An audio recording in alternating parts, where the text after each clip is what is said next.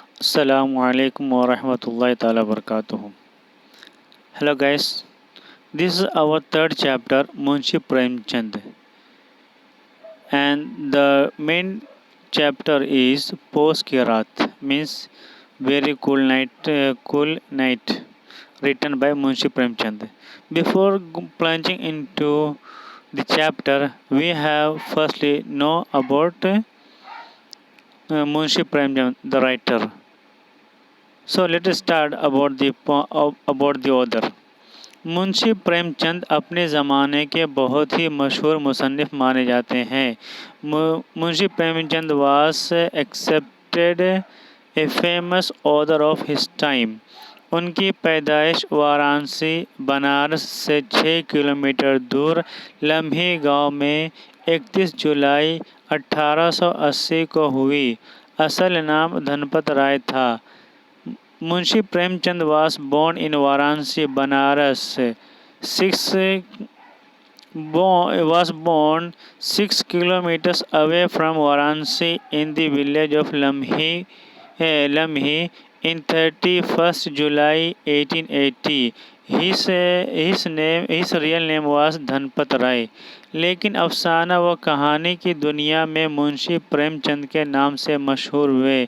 But he got fame he became famous in story world with the name of Munshi Premchand. उनके वालिद मुंशी अजायब लाल डाक खाना में मुलाजिम थे. His father Munshi Ajaib Lal was employ in post office.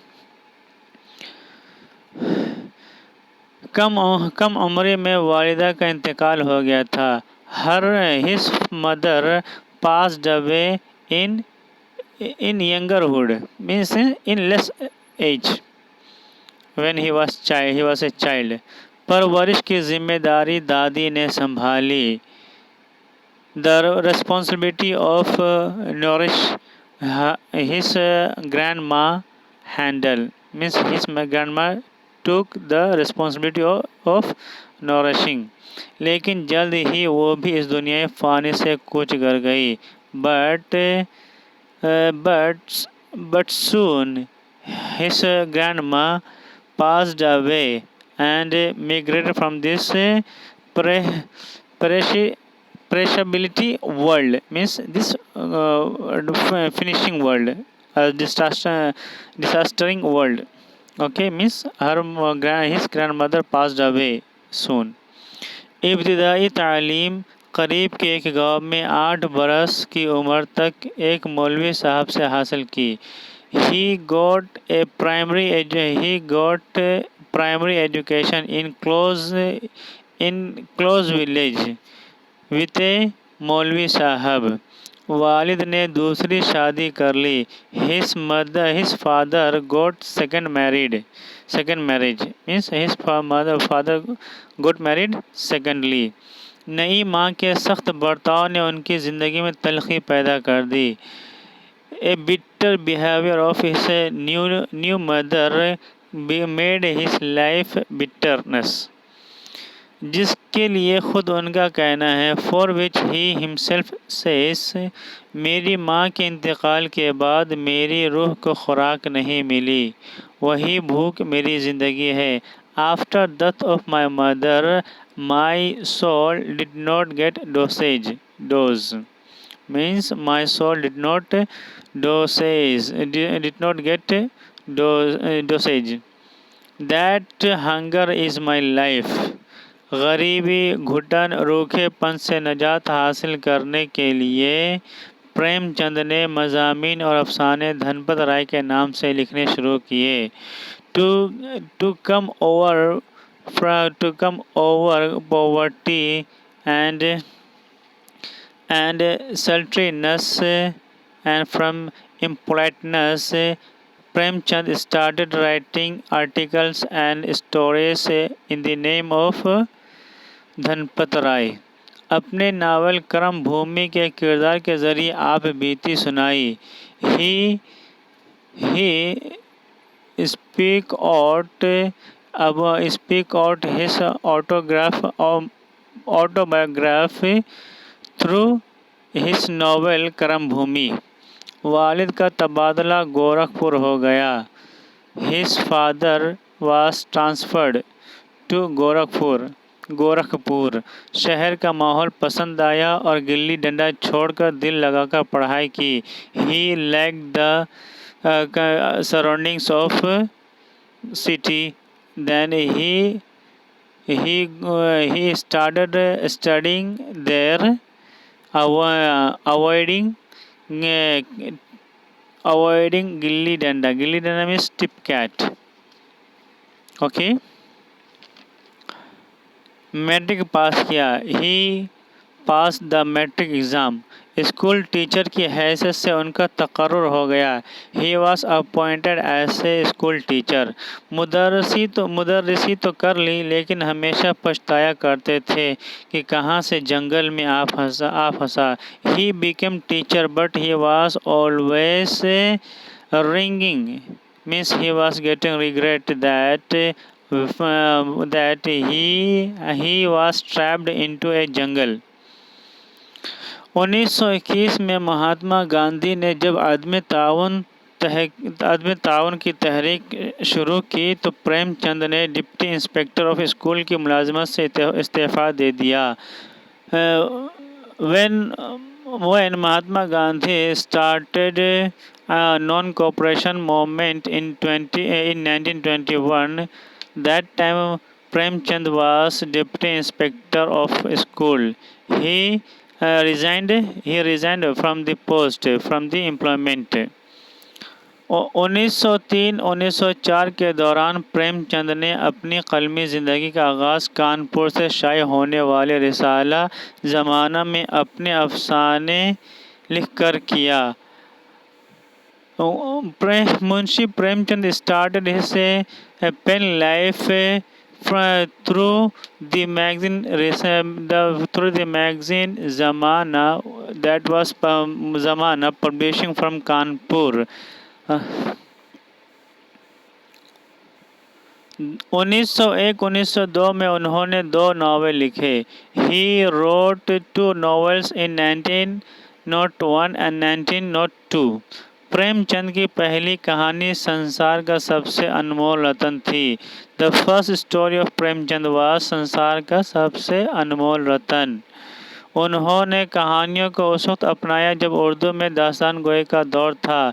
He chose stories when there were only दास्तान गोई। दास्तान means long story writing. There were custom of writing long stories in Urdu language। उन्होंने कहानियों को तिलिस्मी, अय्यारी, कदीम दास्तानों व किस्सों कथाओं से बाहर निकालकर नए अंदाज उसलूब को तयन करने में बड़ी कामयाब कोशिश की।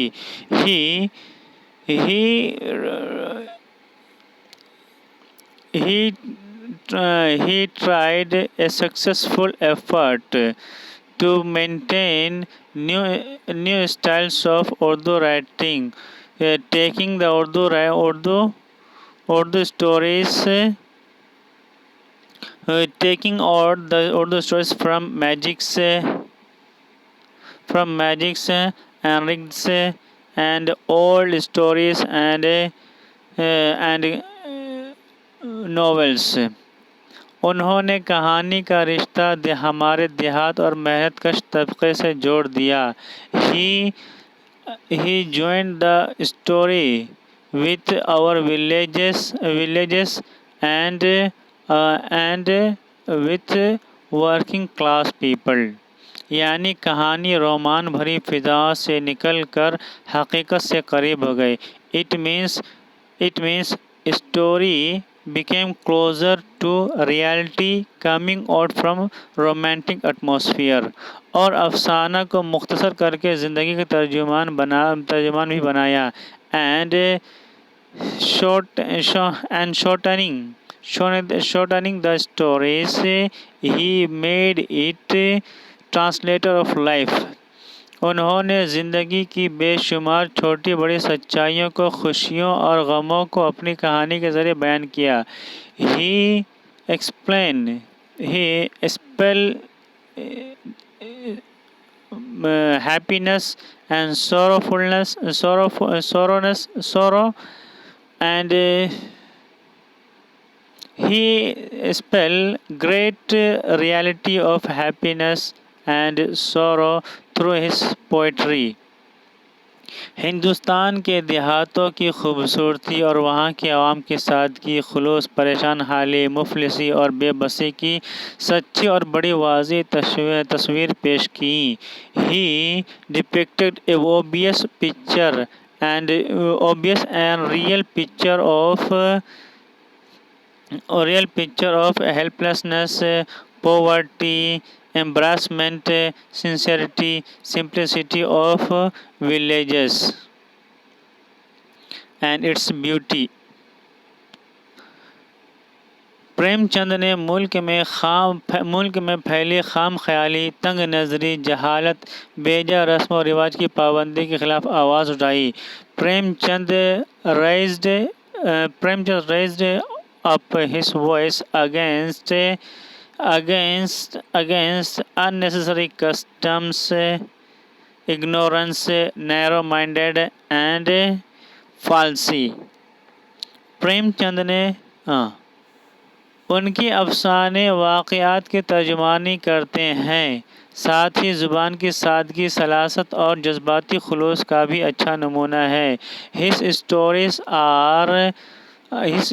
are translator of events, means reality. His stories are based on realities. And along with that, there is simplicity in language and perspicuity and purity of emotions in their language, and that is the good example of such qualities. उनकी कहानी के मजमुआ सोज़े वतन, प्रेम पचीसी, बज़्म बतीसी, आखिरी तोहफ़ा, दूध की कीमत, कफन के नाम से मशहूर हुए हैं। The collection of his stories are published in this name. Soze Watan, Prem पचीसी, बज़्म बतीसी, आखिरी तोहफ़ा, दूध की कीमत एंड कफन। पोस की रात भी उनकी ऐसी कहानी है जिसके पस मंज़र में एक ऐसे किसान की ज़िंदगी का हाल पेश किया है। Even पोस की रात is such a story in